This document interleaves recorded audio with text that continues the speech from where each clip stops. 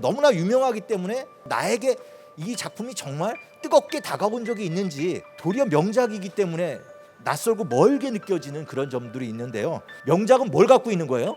초격차를 가지고 있습니다. 이거는 인간이 만들 수 있는 최고치라는 것들이 아마 느껴지실 겁니다.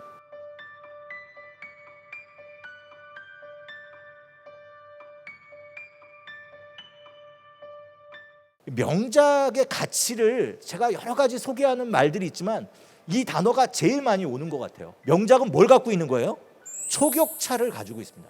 그게 그냥 내용 하나뿐만 아니라 형식 하나뿐만 아니라 내용과 형식 모두에서 다른 기존의 작품하고 따라올 수 없는 초격차를 보여주는데요. 그중에 첫 작품으로 제가 석굴암을 한번 가져와 봤습니다. 명작에 조금 이런 속성이 있는데 너무나 유명하기 때문에 나에게 이 작품이 정말 뜨겁게 다가온 적이 있는지, 도리어 명작이기 때문에 낯설고 멀게 느껴지는 그런 점들이 있는데요. 제가 오늘 좀 저의 관점이긴 합니다만 좀 더 생생하게 이 작품이 왜 명작이고 어떤 또 의미를 지녔기에 우리 삶에서 조금 더 다가올 수 있는지 이런 얘기를 한번 해보도록 하겠습니다. 돌을 다루는 기술에 있어서는 최고치가 이 석굴암인데, 가끔씩 저한테 이런 얘기를 합니다. 외국 유럽에 가서 조각을 보면 되게 화려하고 웅장한데 우리나라 조각은 왜 이렇게 밋밋해요? 석굴암은 재료가 뭐죠? 뭐로 만들어졌죠? 화강암으로 만들어졌는데요. 이 화강암이 우리나라에는 굉장히 흔한 여기저기 볼 수 있는 돌인데요. 화강암은 이 단단함이 쇠하고 거의 비슷해요. 정말 다루기 어려운 재질입니다. 재료적 속성을 생각하면 이거는 인간이 만들 수 있는 최고치라는 것들이 아마 느껴지실 겁니다. 자, 석굴암에 지금 아래에서 위를 한번 보면 여기 또 뭐가 있어요? 연꽃이 있습니다. 연꽃이 뒤에도 있고 아래에서 봐도 연꽃이 있는데요. 둥근 지붕을 가지고 있고 그 위에 본존상이 탁 앉아 있죠. 미술사를 공부하는 사람들은 저렇게 둥근 지붕을 보면 떠오르는 게 있습니다. 이탈리아 로마에 있는 판테온이라는 신전의 둥근 지붕하고 굉장히 형태적인 유사성을 보여주게 됩니다. 로마에 있는 판테온이고요. 이게 어느 거예요? 석굴암이에요. 원형뿐만 아니라 뭐까지 비슷해요? 현관까지도 굉장히 비슷합니다.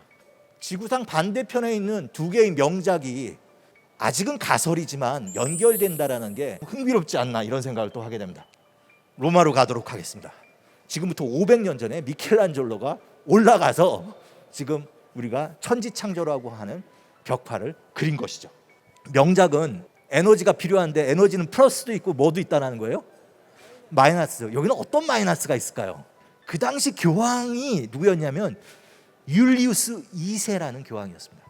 굉장히 전투적인 교황이었는데 미켈란젤로가 이 프로젝트를 안 하려고 하니까 언더독, 경쟁을 시켜요. 그게 누군 거죠? 라파엘로라는 미켈란젤로보다 7, 8살 어린 젊은 작가를 데려다 놓고 두 사람을 경쟁을 시키게 됩니다. 만약에 미켈란젤로가 시스티나 예배당 벽화를 성공시키지 못하면 누가 있는 거예요? 라파엘로가 대기하고 있는 거예요. 좀 잔인하죠.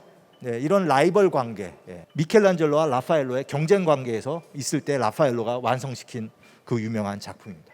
이 그림도 벽화이기 때문에 드로잉이 있어요. 원 사이즈 드로잉이 있거든요. 똑같은 사이즈 그림이 있는데 이건 밀라노에 있는데 요거를 그린 다음에 요거를 참고해서 이걸 그린 거예요. 중요한 거는 안 들어간 게 하나 있어요.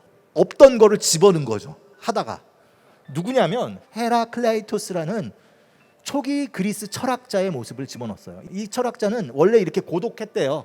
맨날 혼자 뚝 떨어져서 혼자 다 사람들이 있는데 혼자만 있는 고독한 천재, 미켈란젤로라고 생각을 해서 집어넣었다고 하는데요. 이때 미켈란젤로는 꾸준하게 라파엘로를 견제했습니다. 그리고 뭐라고 얘기했냐면 라파엘로가 내 그림을 맨날 와서 몰래 보고 베낀다라고 욕을 했어요. 공식적인 해석 아닌데요. 라파엘로의 말로는 베끼는 게 무슨 잘못이냐라고 그냥 약간 제가 보기에는 그냥 공유하는 게 아닌가, 이런 식으로 아마 자기 답변을 여기 그림으로 이렇게 하지 않았나, 이런 생각도 좀 하게 됩니다. 모네 이야기를 좀 하도록 하겠습니다. 모네가 이제 처음 미술사 역사에다 이름을 날린 거는 이 작품이죠. 해 뜨는 인상이라는 이 그림이고, 이 작품 제목 때문에 무슨 파가 나왔어요? 인상파가 나왔습니다. 작품을 그 당시 봤을 때 사람들이 이게 인상적이다라는 거는 이게 조롱이라는 뜻이었거든요. 본질이 아니라 뭐라는 거예요? 인상이라는 거죠. 굉장히 겉모습만 그렸고요. 지금 보면 저게 뭐 이렇게 대단하게 파격적인가 싶긴 하겠지만 그림을 그린 색채도 그렇지만 이 필치를 한번 보시죠. 막 이렇게 낙서 같죠. 그래서 그 당시 평가는 벽지만도 못한 그림이라는 아주 악평을 받은 그림이죠. 하지만 우리는 이 그림의 가치를 알죠. 그 현장에 있는 그 느낌, 그 어떤 빛의 효과를 극단적으로 추종해서 그린 그림이 바로 이 그림이고, 소위 말하는 그림 속에 뭐가 들어가 있는 거예요? 현장성, 날씨, 기후, 조건, 대기 효과 이런 것들을 가득 집어넣은 근대 회화의 어떤 실험성을 보여준 첫 번째 작품이 바로 이 그림입니다. 자꾸 물어봐요. 인상파가 왜 이렇게 대단하냐고. 그 당시 일반적인 풍경화는 이런 게 풍경화였습니다. 사진 같은 그림이었는데 이때 이런 그림을 그렸으니까 굉장히 파격적인 거는 맞죠.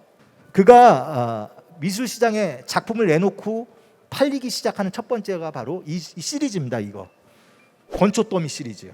이 작품이 팔리게 되면서 모네의 소득이 1년에 한 20억이 됩니다. 근데 이렇게 행복하게 잘 살 줄 알았는데 위기가 찾아오게 됩니다. 첫 번째 건강인데요. 가장 치명적인 화가로서 고통스러운 일이 벌어지게 됩니다. 시력을 잃게 됩니다.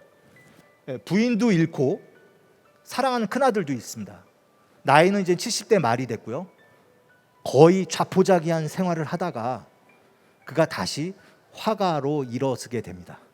그게 바로 뭐냐면은 오늘의 주제, 미술관 바캉스의 핵심, 명작을 남기고 싶으려고 합니다.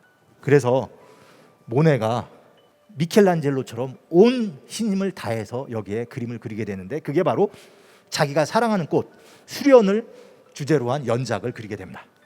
크기가 높이 2m에 전체 길이가 100m 되는 작품 시리즈를 완성하는데요. 수련 장식파를 완성해서 국가에다 헌납하게 되고, 그게 있는 곳이 바로 루브르 앞에 있는 오랑제리 미술관이 이 작품을 소장하고 있습니다. 어린스트 크리스라는 유명한 미술사학자가 뭐라고 했냐면 위대한 미술은 모호하다고 했습니다. 그러면 또 양정무의 생각은 뭘까? 위대한 미술은 논쟁적이다. 항상 새로운 해석을 요구한다. 여기까지 제 강의를 마치도록 하겠습니다. 감사합니다.